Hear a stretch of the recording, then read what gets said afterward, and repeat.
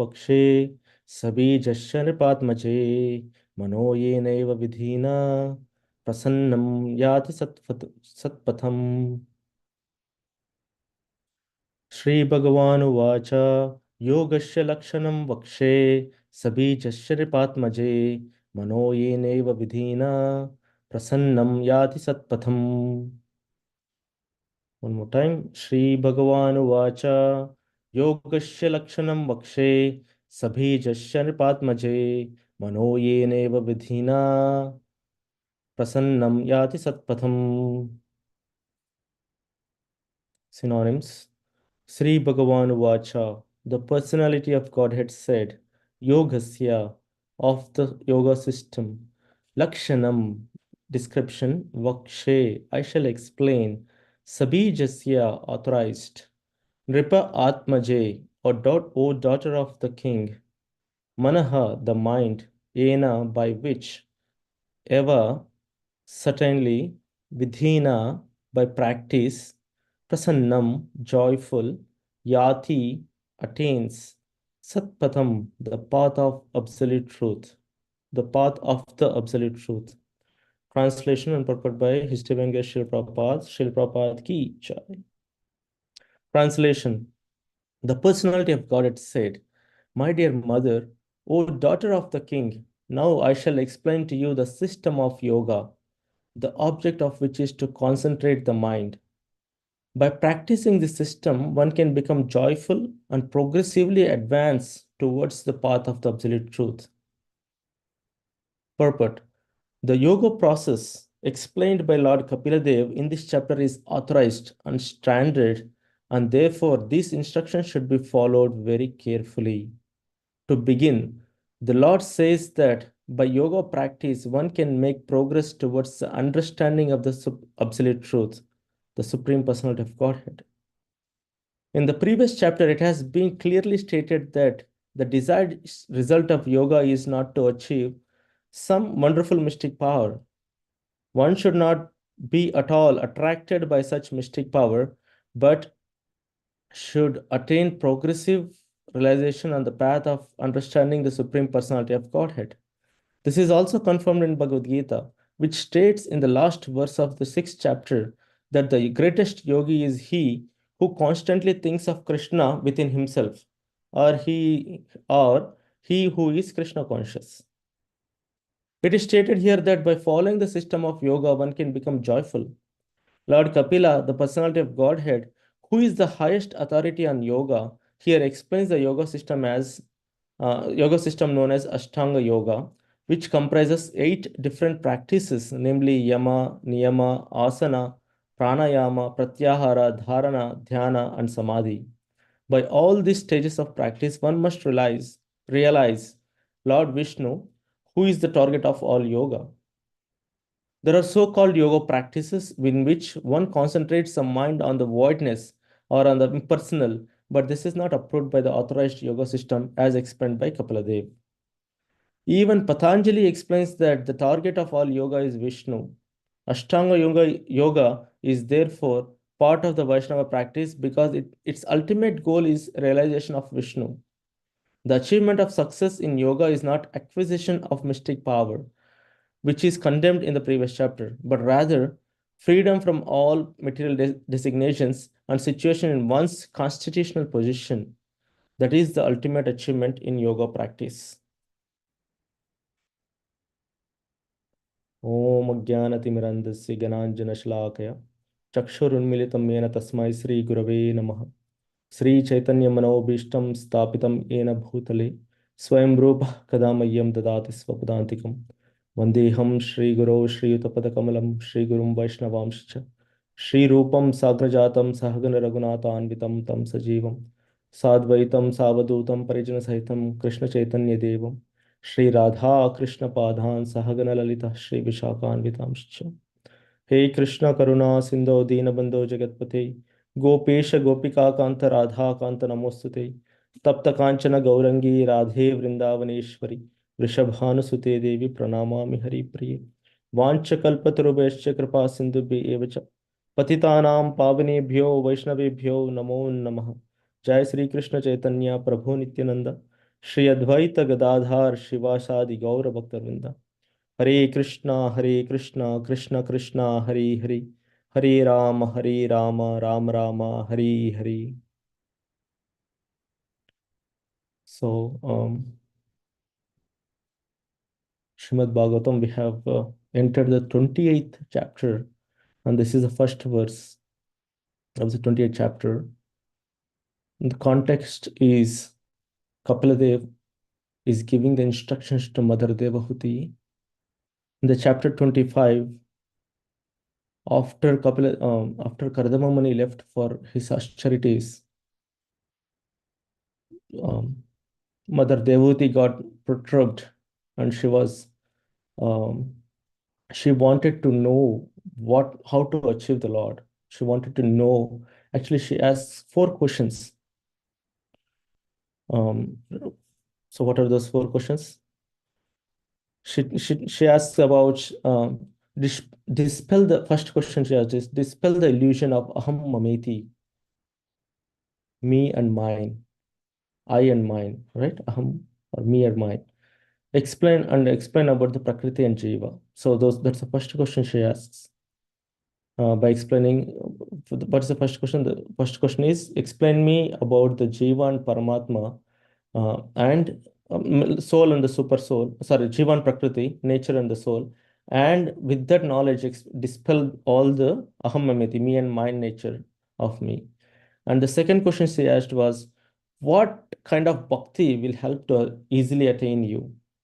And the third one is, explain me about the yoga, jnana. And fourth one is, explain me about the yoga. So, Kapiladev, Lord Kapiladev, he was explaining these topics nicely throughout all this chapter from 25th, actually 26th, 27th, and 28th is today's chapter. In the 26th chapter, he explained about intricate details of the Jiva, Prakriti, Purusha, their interaction, their characteristics, how the creation happens, cosmic manifestation. He explained very nicely. Whole chapter was dedicated for that. He talks about the 24 elements and everything in there. In the 27th chapter, he talks about Jnana, the chapter one before that, right? He talks about the qualities of a Jnani. He explains 18 uh, exclusive qualities that a Jnani should abide to or should adapt to, right? Equality to all the jivas, no enmity, no intimate connections, a lot of things, celibacy, etc., etc. He gives 18 of them, and he also explains about. He also gives knowledge about presence of soul and super soul, and the analogy he uses is sun and the sun's reflections analogy he used, right? We went through all these verses in the previous chapter. Now, in this chapter is dedicated for the yoga, explanation of the yoga.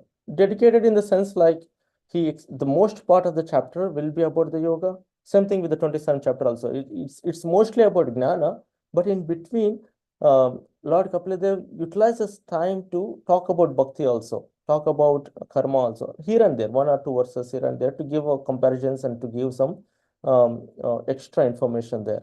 Similarly, in this chapter, it's about yoga, right? The fourth question Mother Devati asked. Then what happened to the second question? The second question she asked is, what kind of bhakti will help to easily attain you? So Lord Kapiladev answered that question in multiple parts in different sections till now, like little here and there. But there is another chapter which is coming in 29th chapter. It talks completely, exclusively about a bhakti yoga, right? We can wait for that. But now this is yoga. Yoga is Ashtanga yoga. So Kapiladev is about to explain it. So what is the Kapiladev? What does this verse says? Shri Bhagavan Vacha Yogasya Lakshanam Vakshe Sabhi Jasyan Patmaje Mano Yeneva Vidhina Prasannam Yat Satpatham. So he's saying that, O daughter of the king, basically it's princess, O mother, O daughter of the king, because she's a daughter of Swayambhuva Manu. So, O daughter of the king, the greatest king of that time or of that era, right? Is Swayambhuva Manu. So She's the daughter of Swambhu Manu, and he is addressing like that. Yogasya Lakshanam Bhakshe. So he's saying that, O daughter of the king, now I shall explain to you the system of yoga. What is the system of yoga? Basically, the Ashtanga Yoga. The object of which is to concentrate the mind. The object of this yoga is to concentrate the mind. By practicing this system, one can become joyful and progressively advance towards the path of the absolute truth. So why does it say this is all good, right? Concentrate the mind, practice this system, one can become joyful and progressively advance. So this is the word which we have to focus on. Why it is saying progressively advanced, right? So because this Ashtanga Yoga is a progression from the lower levels to the higher level. Okay. So what is the lowest level? Lowest level is controlling the bodily features, what we have. Right? That's what Srila Prabhupada explains here. It's about this Ashtanga means 8 anga, 8 parts. 8 parts are there. And the first one is Yama. So basically Yama, Niyama, Yama, Niyama, Asana.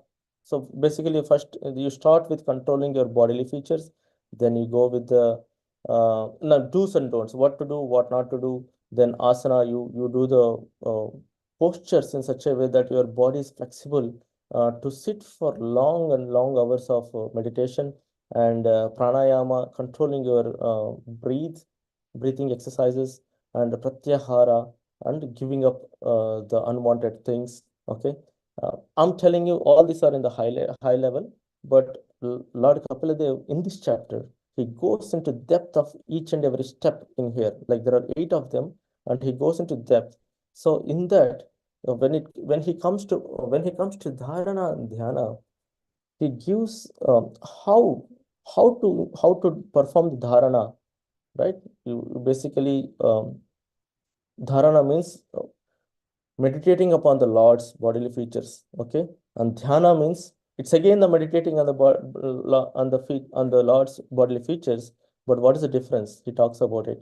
So dharana is basically you're having a picture of the Lord in the mind, right?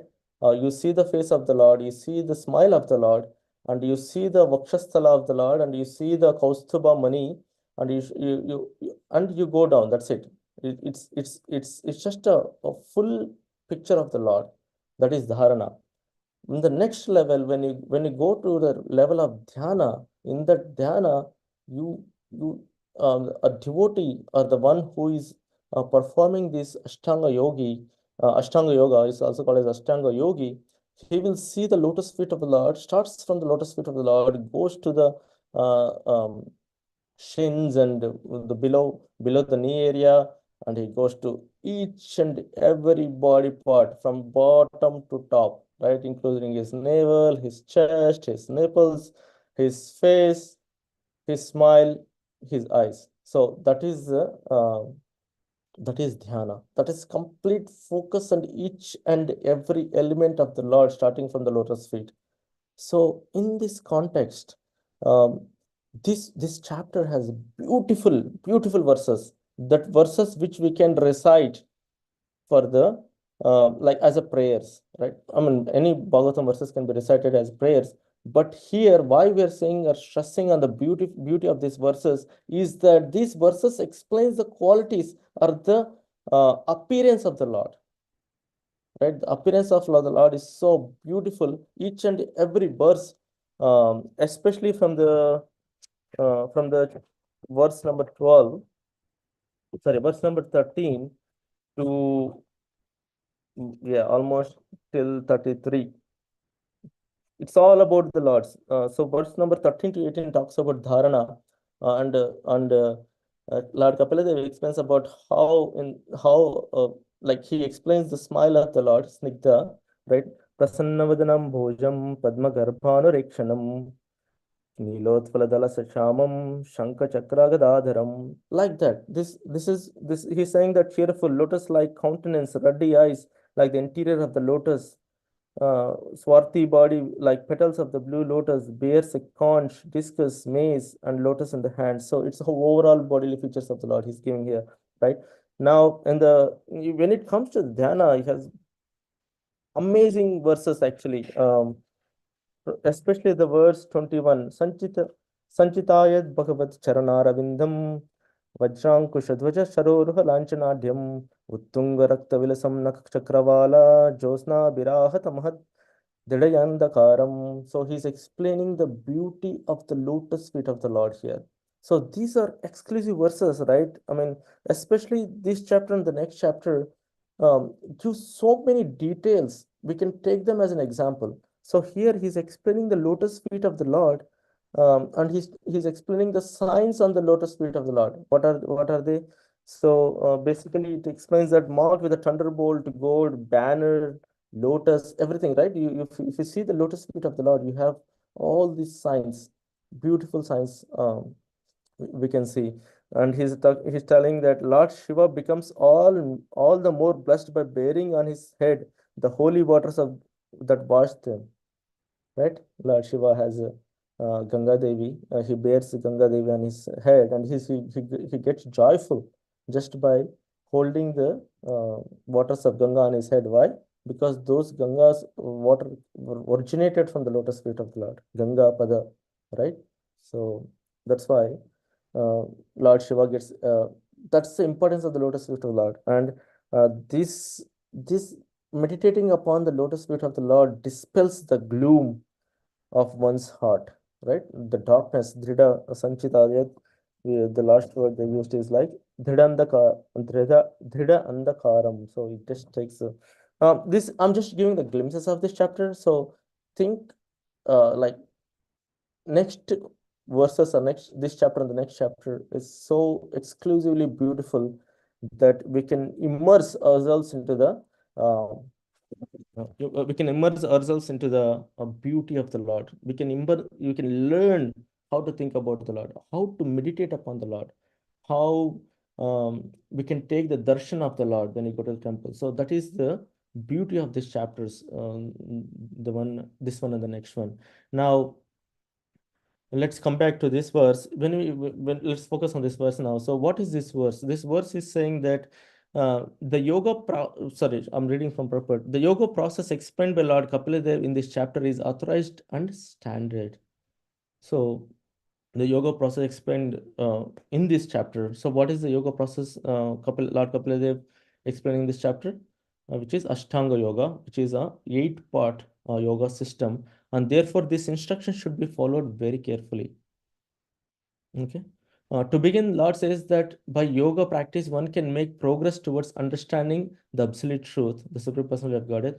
In the previous chapter, okay, so we read about that, which states that and this yoga process is explained in the conclusion or the ultimate result of this yoga process is explained in the 6th chapter by Lord Krishna. So, what is the last verse of 6th chapter? Lord Krishna explained here that yoginam api sarvesham mad gatanayantaram atmana shraddhavan bhajate yomam same yukta tamo mataha.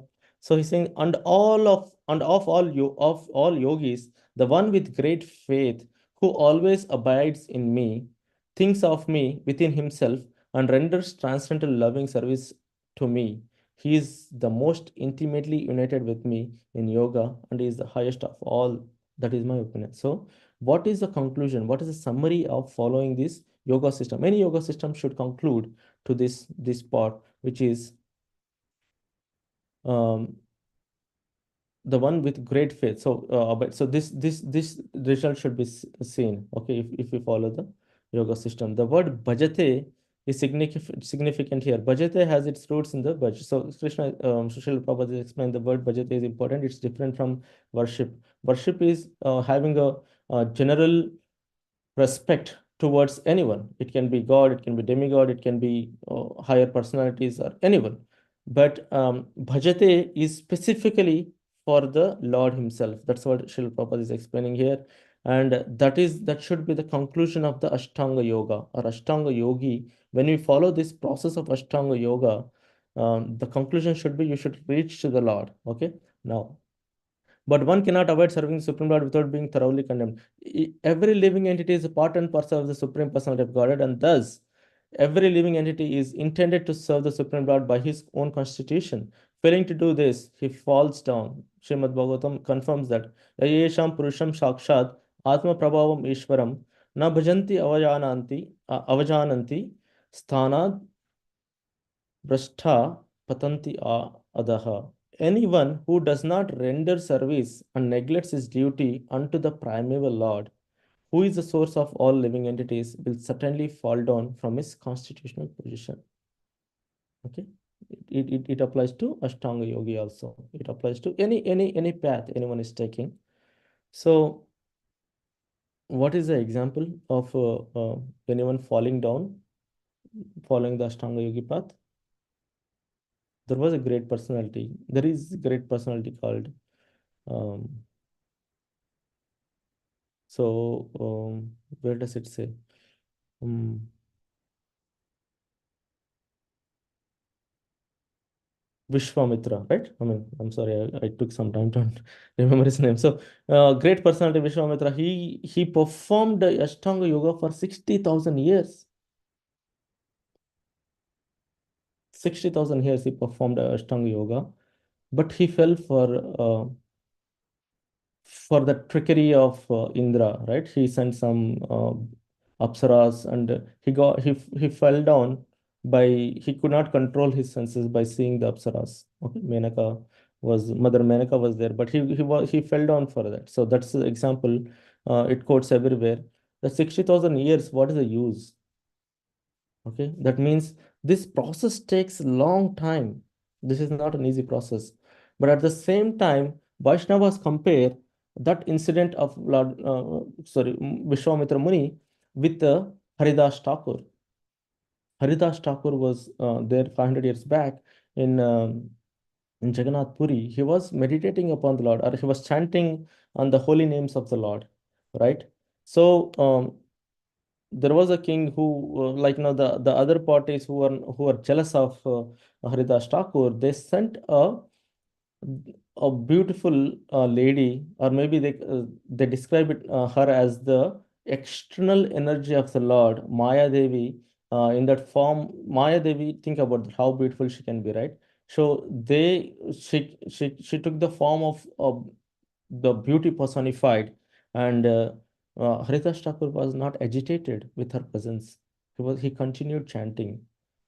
Um, so basically, what we're trying to say here is that Bhakti Yoga for this age, for this age of Kali, Bhakti Yoga suits very well, and it's about chanting the holy names. Harinam Sankirtan is the Harinamaiva Kevalam, right? So Harinam Sankirtan will help in this age of Kali, and which can defeat, or which this is the easiest way in this age of Kali. And I know Srila Prabhupada explains here that Ashtanga yoga, which has to be processed. See, the yoga process explained by Lord Kapila in this chapter is authorized and standard. That is true. It is authorized. It works. It works. There is no doubt it's not going to work. But the problem is that for that to work, there are different rules. Remember, in the sixth chapter Bhagavad Gita, Sri Krishna explains that to perform a yoga, a person should leave his he go to a secluded place. He should set up like kusa grass. On the top of that he puts tiger skin, right? A deer skin, sorry, deer skin, and he has to clean that place. He has to place some kusa grass and sit on the top of it.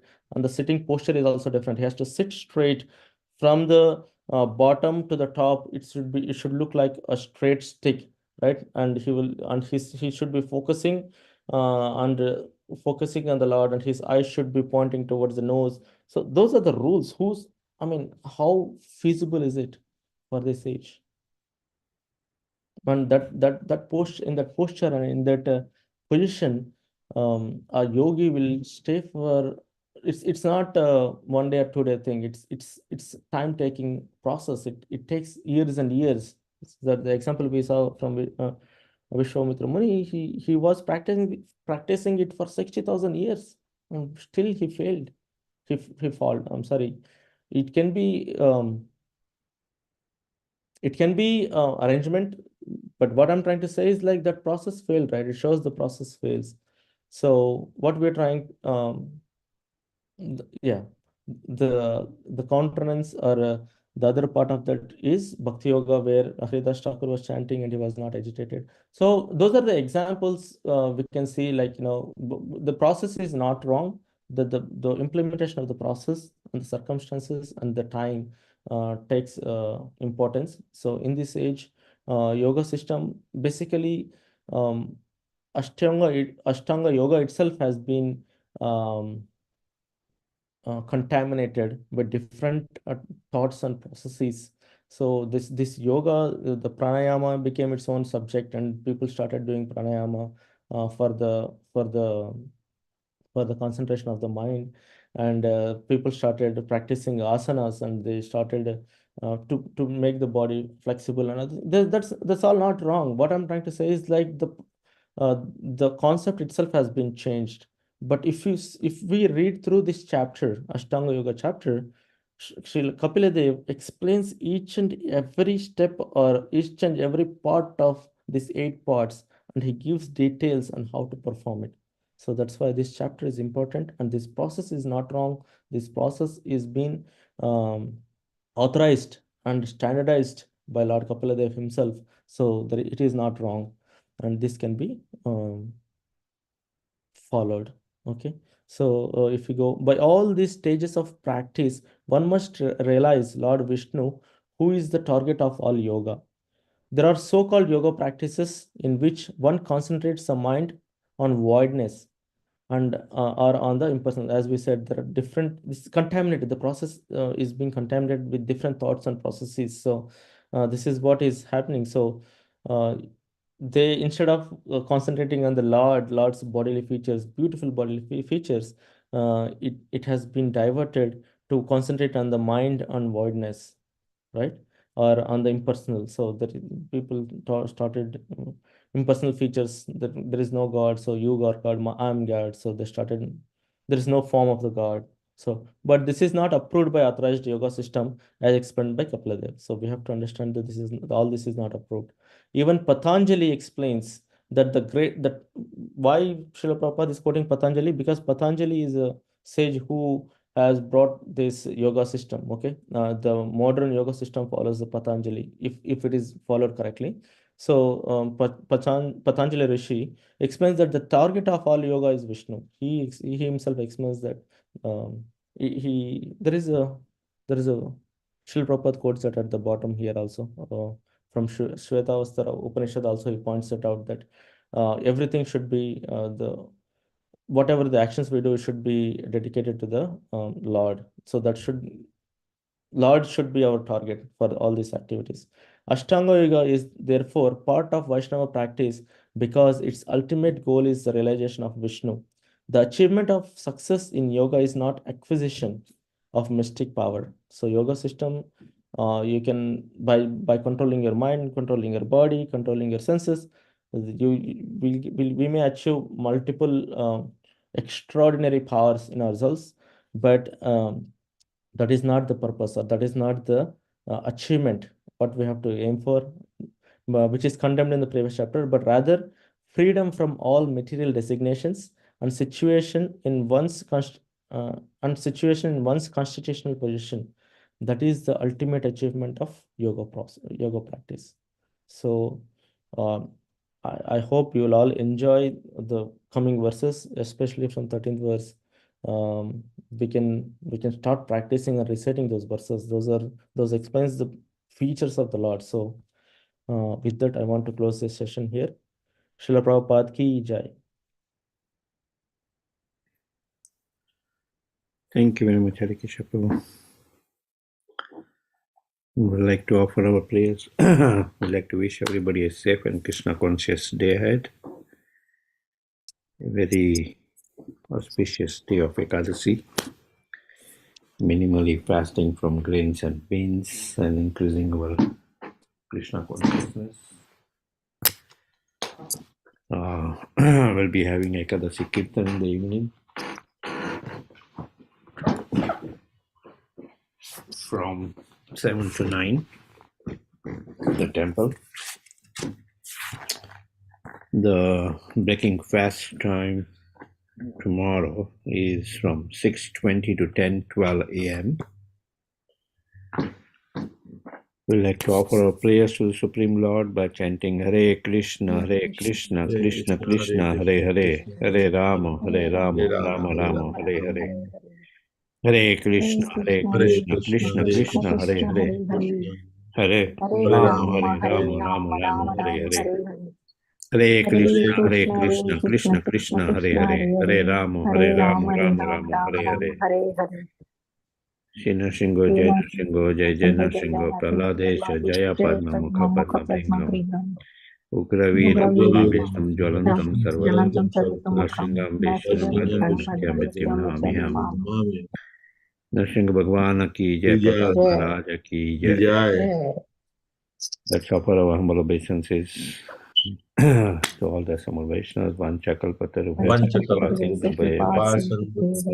Patitanam Pavanebhyo Vaishnavebhyo Vaishnavinda ki Jai, Granthra Srimad Bhagavatam ki Jai, Srila Prabhupada ki Jai, Gaur Premanande.